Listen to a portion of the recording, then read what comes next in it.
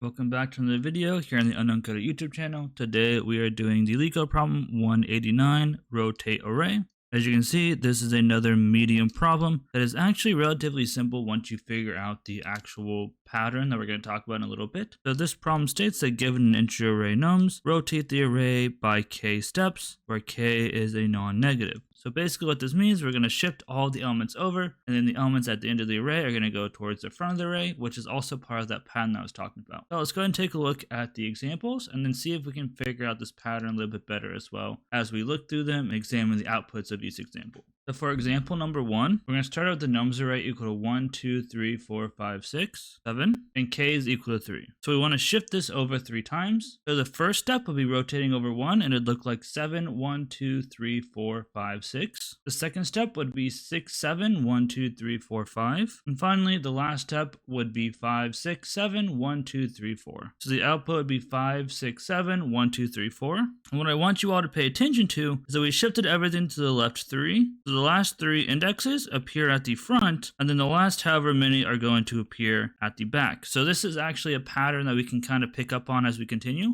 So let's go ahead and take a look at the second example. The second example of a nums equal to -1, -100, 3, and 99, and k is equal to 2. So again, first step I shift into the right one will be equal to 99, -1, -100, 3. And step 2 equal to 3, 99, -1, -100. So the output will be equal to 3, 99, -1, -100. So once again, the last k indexes go to the front, and then the remainder are at the end. So we can start thinking about how are we going to get all of the end elements to the beginning of the array, and kind of vice versa. So again, this is one of those patterns that we need to pick up on. So let's go ahead and take a look at the constraints, and then take a look at how we can actually solve this. The constraints for this one are very simple. The first one being 1 is less than or equal to nums.length is less than or equal to 10 to the 5. This just means that the nums array length is between 1 and 10,000. These numbers are pretty arbitrary, nothing too crazy to see here. Next we have -2 raised to the 31 is less than or equal to nums of I is less than or equal to 2 to the 31 minus 1. This is basically saying that the numbers inside the array are between almost the size of a integer. So we can have very large numbers in here basically, but we don't really need to worry about that. It shouldn't be too much of an issue for us, and it should still technically fit inside of an integer, so we shouldn't have to worry about using longs or anything like that and then casting them over to integers. Finally, we have 0 is less than or equal to k is less than or equal to 10 to the 5. So this means that the amount of steps is between 0 and 10,000. So this basically just means that we can either rotate the entire array of a 10,000 size array, or we might just rotate 0. Again, nothing too crazy here to worry about. This shouldn't affect us anything like that. So once again, the goal of this problem is to take the input array and then shift all the values to the right the provided number of times, and then when the numbers at the end of the array run out of index to shift over, they're going to get placed at the front of the array. This is yet another one of those medium problems that seems like it's difficult to solve until you find the pattern with every solution. In this case, if you look back at the example, the first k numbers of the array are coming from the end of the array, and then they are going to be in reversed order basically, and then the end of the array is just the normal order but shifted backwards k times. So we can use this pattern and this knowledge to reverse the array a number of times at just the right endpoints to generate this new and correct array. Let's go ahead and take a look at the pseudocode for this problem and an example walkthrough before hopping over to LeetCode. So for our pseudocode, the first thing we need to do is calculate the new index of our 0 index. Since we're shifting everything over by k, we can basically do a small calculation to figure out where our new 0 index is going to be. Then we want to go ahead and reverse the entire array. This is going to allow us to basically have those last k numbers at the beginning and then worry about the rest later. Now we want to reverse from index 0 to 1 before the new index of 0. This will go ahead and swap the ordering of those last k elements, that way they're actually facing in the correct direction. Then we also need to make sure that the last k elements are also facing in the right direction. So then we're going to go ahead and reverse from the new index of 0 to the end of the array. And then that's going to be it. It doesn't return anything, and that is as simple as that. So we reverse it once to get the last k indexes at the beginning of the array. Then we go ahead and swap those that way they're right side out. Then we go ahead and swap the end of the array, that way they're also right side. Let's go ahead and take a look at the example before hopping on to LeetCode.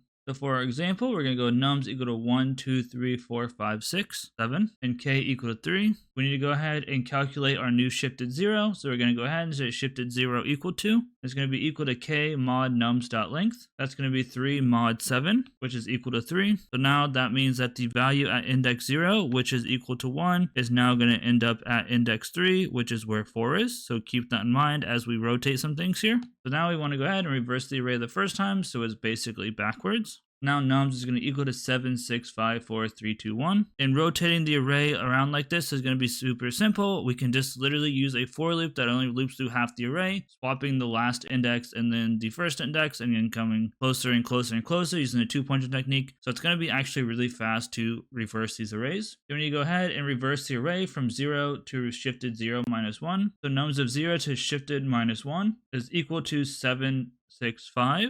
We want to rotate that so that equals 5, 6, 7. So now our nums are going to be equal to 5, 6, 7, 4, 3, 2, 1. So now you can see that this 5, 6, 7 is in the right ordering, but this should be 1, 2, 3, 4 right here. So that means we need to go ahead and rotate that. So now we'll go ahead and reverse the array from shifted 0 to length minus 1. So nums of shifted 0 to length minus 1 is equal to 4, 3, 2, 1. And obviously the reverse will be 1, 2, 3, 4. So now our nums is going to be equal to 5, 6, 7, 1, 2, 3, 4. And that's the end of the problem. And this also goes ahead and matches the solution that was given to us in the explanation. So with that being said, let's go ahead and hop onto LeetCode and see how we can actually solve this.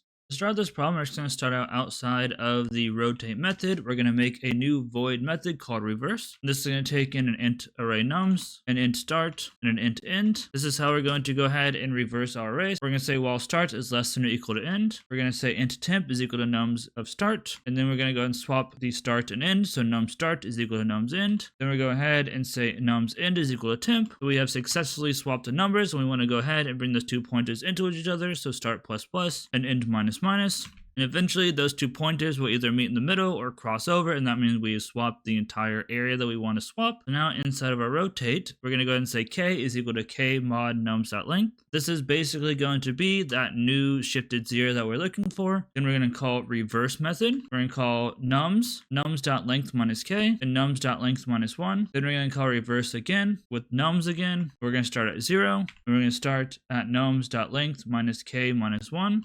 And finally, we'll call reverse once again with nums again, this time starting at 0, and nums.length minus 1. And it's as simple as that. Let's go ahead and submit this. For once I didn't typo, as you can see, we get a 0 millisecond runtime, which beats 100%. It also doesn't use up any extra memory really, other than the int temp, so it also beats 93%. So if you did find this helpful or this information valuable, please leave a like, comment, subscribe. Everything helps out in the YouTube journey. As always, I'm Ethan Uncoder. I hope you all have a great day, and I'll see you all on the next episode.